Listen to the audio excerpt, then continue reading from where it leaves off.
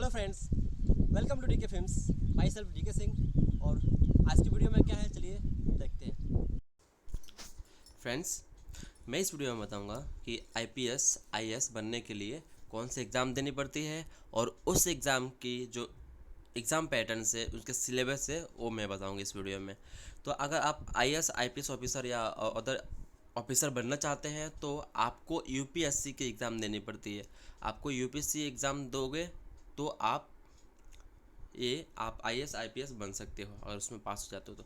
तो सबसे पहला जो बात है वो मैं बता दूं आपको कि यूपीएससी का जो एग्ज़ाम है वो 3 लेवल पर होता है। पहला होता है प्रीलिम्स एग्ज़ाम, मैंने प्रिलिमिनरी एग्ज़ाम। दूसरा होता है जो मेन एग्ज़ाम होता है, और जो तीसरा होता है वो इंटरव्यू होता है। अगर आपने पहला क्रैक कर लिया, दूसरा भी क्रैक कर लिया, तो तीसरा आप इंटरव्यू में जाएंगे, और इंटरव्यू भी आपने अच्छे से पास कर लिया है तो आपका जो मेंस एग्ज़ाम होगा, मेन एग्ज़ाम होगा, और दूसरा जो इंटरव्यू एग्ज़ाम होगा, उन दोनों का मार्क्स का टोटल करके आपका सिलेक्शन, फाइनल सिलेक्शन होगा। और याद रखिए कि आपका प्रीलिमिनरी का एग्ज़ाम का मार्क्स आपको ऐड नहीं किया जाएगा। तो इस वीडियो में आपको इतना बताने जा रहा हूँ अभी नेक्स्ट में जो कि यूपीएससी के प्रीलिमिनरी एग्ज़ाम का सिलेबस क्या है।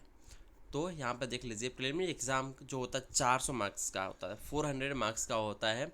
और जो इसके जो इसमें 2 पेपर होते हैं, ठीक है। द प्रीलिम्स कंसिस्ट 2 पेपर्स, यहाँ पर आप जैसे देख सकते हो। और एक पेपर होता है 200 नंबर का, और 2 पेपर यानी 400 मार्क्स का होता है। और मल्टीपल चॉइस क्वेश्चन होते हैं, यानी कि 4 ऑप्शन दिए होंगे, उसमें से आपको टिक करना होता है। और जो एग्ज़ाम का जो पेपर आएगा 2 लैंग्वेज में आएगी। पहला होगा इंग्लिश और दूसरा होगा हिंदी। ये 2 लैंग्वेज में आएगी। बट जो इंग्लिश का जो सेक्शन होगा, जो इंग्लिश का क्वेश्चन होंगे वो इंग्लिश में आएंगे, ऑफकोर्स होते हिंदी में नहीं हो सकते हैं। और जो ब्लाइंड कैंडिडेट होंगे, जो थोड़ा आँख से थोड़ा उनको प्रॉब्लम है, उनको 20 मिनट्स एक्स्ट्रा दिया जाएगा हर पेपर में। तो यहाँ पे अब हम बात करेंगे पेपर 1। जो प्रीलिम एग्ज़ाम है, जो प्रीलिमिनरी एग्ज़ाम है, उसमें पेपर 1 है, उसमें 200 मार्क्स का होगा एग्ज़ाम।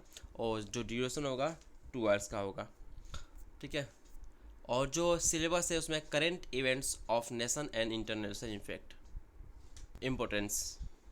अभी जो देश विदेश में जो करेंटली जो घटनाएं हो रही है उसके बारे में बोल सकते करेंट अफेयर्स जैसे क्वेश्चंस आएंगे। अभी जो नेक्स्ट आता है वो है history of India and Indian national movements, मतलब भारत और भारतीय राष्ट्रीय आंदोलन का इतिहास। यानी कि जो भी इंडिया में आंदोलन हुए उसके इतिहास को, जो हम 8वीं 9वीं 10वीं में पढ़े थे, उसमें इतिहास में वो क्वेश्चंस, उस टाइप के क्वेश्चंस आएंगे। उसके बाद आता है Indian and world geography, physical, social, economical geography of India and the world. इसमें आपको इंडिया के भूगोल और वर्ल्ड के भूगोल और इकोनॉमिक जो आर्थिक भूगोल है उसके उसके रिलेटेड क्वेश्चंस आएंगे। उसके बाद आता है Indian polity and governance, constitutions, political system, Panchayati Raj, public policy, rights issues etcetera. इसमें क्या होगा, इंडियन जो भारतीय राजनीति और शासन है, जो भारतीय संविधान है, और जो राजनीति है, पंचायत है, और सार्वजनिक अधिकार है, जो नीति है, और जो हमारे जो राइट्स है, हमारे जो क्या बोलते हैं, हमारे जो अधिकार है, उसके रिलेटेड एक क्वेश्चन आएगा इस पार्ट में, उसका आंसर देना होगा हमें। अभी जो नेक्स्ट है इस पार्ट में हमारा जो जिसके रिलेटेड जो क्वेश्चन आएगा वो होगा आर्थिक और सामाजिक विकास के सतत विकास, और जो गरीबी इंडिया में है, जो स्टेट वाइज अच्छा इंडिया में, टोटल इंडिया में जो गरीबी है उसके रिलेटेड क्वेश्चंस आएंगे, जनसंख्या के रिलेटेड क्वेश्चन आएंगे, और सामाजिक सुधार या सामाजिक क्षेत्र में इसके रिलेटेड क्वेश्चंस आएंगे, ठीक है। उसके बाद जो नेक्स्ट जो आता है वो है general issues on environmental ecology. इसमें आएगा कि जो हमारा वातावरण है, जो हमारे एनवायरनमेंट है, उसकी परिस्थिति, या उसके मतलब कितने मतलब पोल्यूशन बढ़ रहे हैं, कितना मतलब अभी पोल्यूशन की स्थिति क्या है, कि क्या करना चाहिए जिससे हमें मतलब कि हमारे जो पोल्यूशन बढ़ रहा है उससे हम उस पर कंट्रोल कर सकें, और जलवायु में परिवर्तन कैसे होता है, क्या उसके रिलेटेड ये सब क्वेश्चन आएगा। उसके बाद एक और आएगा जनरल साइंस। जनरल साइंस के रिलेटेड क्वेश्चन आएंगे, उसका आंसर देना होगा। फिर अभी हम नेक्स्ट आ जाते हैं, जो एक पेपर तो पूरा हो गया, जो दूसरा पेपर है पेपर 2, वो भी 200 मार्क्स का होगा, उसका भी ड्यूरेशन 2 आवर्स का होगा, ठीक है। पहला आ जाता है कॉम्प्रिहेंशन। इसमें इंग्लिश टाइप का जैसे क्वेश्चन होता है, इसमें पैराग्राफ दिए होते हैं और पैराग्राफ से एक क्वेश्चन दिया होगा, उसमें ऑप्शन दिए होंगे, उसके ऊपर से हमें आंसर लिखना होता है। उसके बाद जो नेक्स्ट आता है interpretation skills including communication skills. Communication skill के ऊपर ये क्वेश्चंस होंगे इसमें। उसके बाद आ जाता है logical reasoning and analytical ability. मतलब लॉजिकल जो तार्किक तर्क होता है उसका मतलब यूज़ करके इस टाइप के क्वेश्चंस आएंगे और उसका आंसर देना होगा। मैं एक वीडियो के लास्ट में मैंने क्वेश्चंस लिए हुए हैं, उसमें बताऊँगा कि किस तरह के क्वेश्चन आएंगे लॉजिकल में, ठीक है। उसके बाद जो नेक्स्ट आता है वो decision making and problem solving, यानी कि कुछ सिचुएशन दिया होगा आपको, उसमें आपको बताया आपको डिसीजन लेना होगा कौन सा बेस्ट है, ठीक है। कोई प्रॉब्लम है उसका डिसीजन लेना होगा क्या कैसे करें कि सही हो।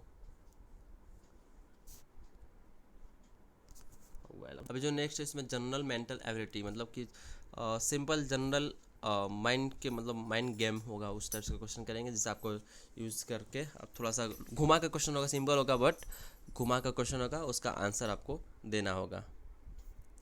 अभी जो नेक्स्ट आता है पेपर 1, ये तो हमने देख लिया था, ये गलती से आ गया सॉरी। ये बेसिक न्यूमेरिसी और ये सब है। इसमें क्या होता है कि आपको मतलब कुछ नंबर्स दिए होंगे, उसके ऊपर से क्वेश्चंस होंगे, उसमें से आपको आंसर देना होगा, चार्ट होगा, टेबल होगा, ये सब होगा, उसके ऊपर से आपको क्वेश्चन दिए होंगे और आंसर दिया होगा। जो हम 10th क्लास में जो हम पढ़े हैं वही सब रहेगा, उसके अलावा नहीं रहेगा। तो 10th में जो बुक थी उसको रेफ़र कर लीजिए, ऐसे बहुत सारे रिफर्स बुक्स है जो आप उसे रेफ़र कर सकते हैं। फिर इंग्लिश लैंग्वेज कंप्रेंशन स्किल है, ये भी जो 10th लेवल पे ही होगा, इंग्लिश होगा, इंग्लिश के कुछ वोकैबुलरीज होंगे और जैसे सिंपल क्वेश्चंस होते हैं जो 10th क्लास में हमने जो पढ़ा है वही सब होगा।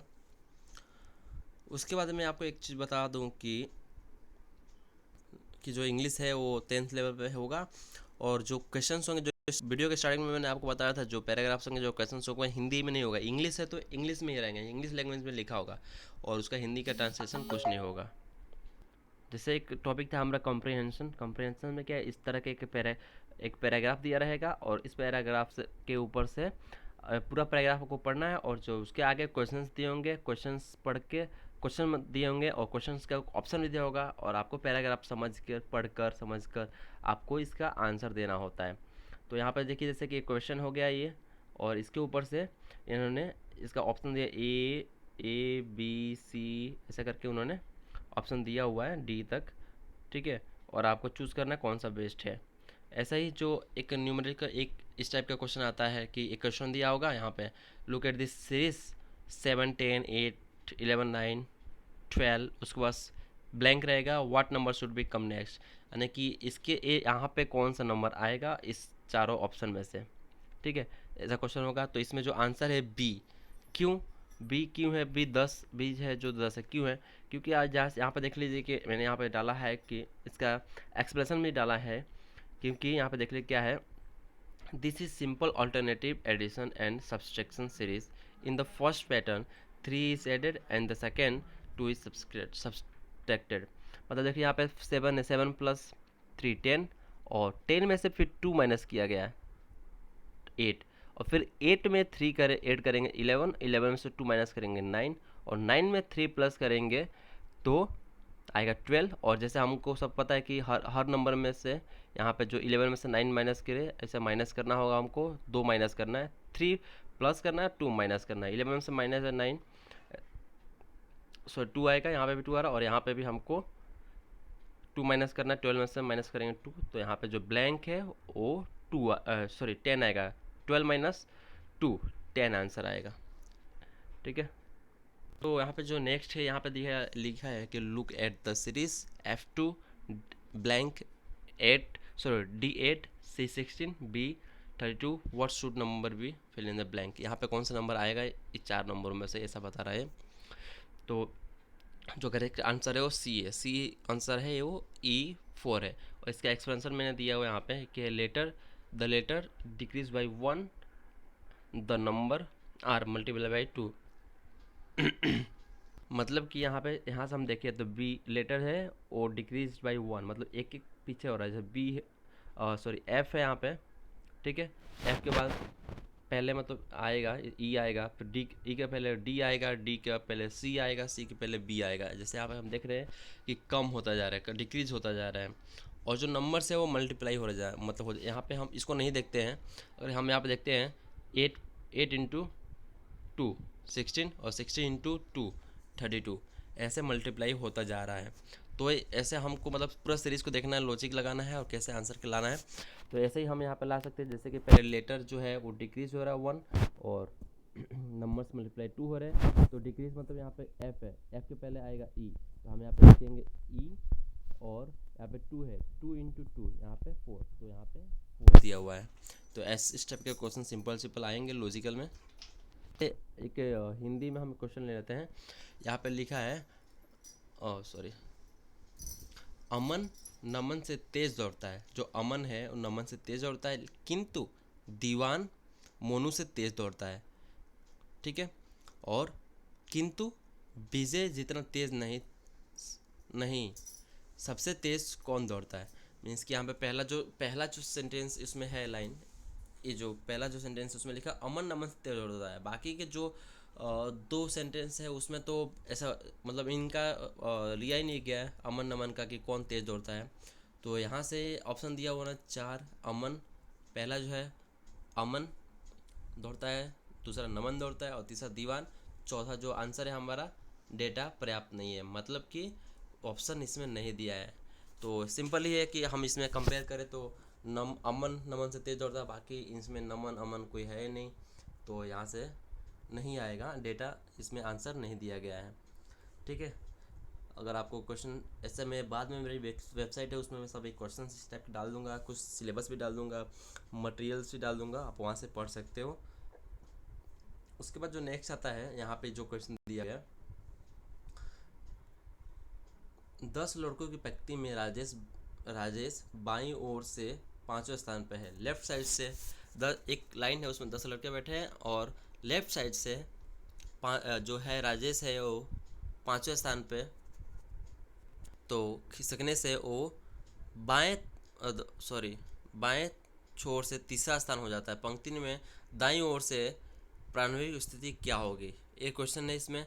तो इसका हम एक सबसे इजी तरीका ये है कि एक आप नोटबुक ले लें और एक पेन ले लें, उसमें आप 10 ऐसे नंबरिंग कर दें और उसको लेफ़्ट राइट करके आप उसका आंसर ला सकते हो। इस तरह के क्वेश्चन भी आते हैं और इसका आंसर होगा 8। ठीक है, और इस टाइप के क्वेश्चन भी आते हैं कि यहाँ पे आपको खाली दिया होगा कि जनवरी है फिर नवंबर है। तो अगर जनवरी में नवंबर ऐसा मतलब दिया होता है, तो आपको अगर रविवार दिया हो तो क्या आएगा। तो कैसा करना है आपको, सिंपल है, कुछ नहीं, जनवरी है, ठीक है, तो जनवरी में मतलब कि जनवरी के बाद आता है जनवरी, फरवरी, मार्च, अप्रैल, मई, जून, जुलाई, अगस्त, सितंबर, अक्टूबर, नवंबर आता है, बराबर, यानी बहुत इसमें डिस्टेंस है। हम क्या करते हैं, जनवरी है, जनवरी से हम पीछे काउंट करते हैं, आगे जनवरी फरवरी नहीं, जनवरी से हम काउंट करते हैं, दिसंबर आ जाते हैं और फिर नवंबर आ जाते हैं। ये 2 बैक हम जा रहे हैं तो हमें नवंबर आता है। ठीक है, तो ऐसे ही हम जैसे रविवार दिया है तो इसमें हम 2 बैक जाते हैं। जैसे नवंबर में हम जनवरी से हम 2 बैक गए तो नवंबर आया, तो यानी कि दिसंबर नवंबर। ठीक है, अब रविवार से 2 बैक हम जाते हैं तो रविवार के बाद शनिवार फिर शुक्रवार। तो ये आंसर है, उसके जितने नंबर पीछे जाता है उसमें भी इसमें भी उतना आंसर पीछे जाना चाहिए। तो हमारा आएगा शनिवार और शुक्रवार, तो हमारा आंसर जो होगा वो शुक्रवार होगा। तो बस आज की वीडियो में इतना ही है। तो फ्रेंड्स, अगर आपका कुछ भी डाउट है तो नीचे कमेंट करके मुझे पूछ लीजिए, और कुछ और जानना चाहते हैं तो आप नीचे कमेंट ज़रूर करिए और चैनल सब्सक्राइब करिए और अपने फ्रेंड्स के साथ में शेयर करिए, जिससे वो भी इन सब चीज़ों को जान सके अगर वो नहीं जानते हैं तो। बस आज की वीडियो में इतना ही। आई होप ये वीडियो ज़रूर आपको अच्छा लगा हो, तो प्लीज़ एक ज़रूर लाइक करिए, कुछ कन्फ्यूजन है नीचे कमेंट करिए और मेरे चैनल को सब्सक्राइब करना ना भूलें। Thanks for watching, bye bye.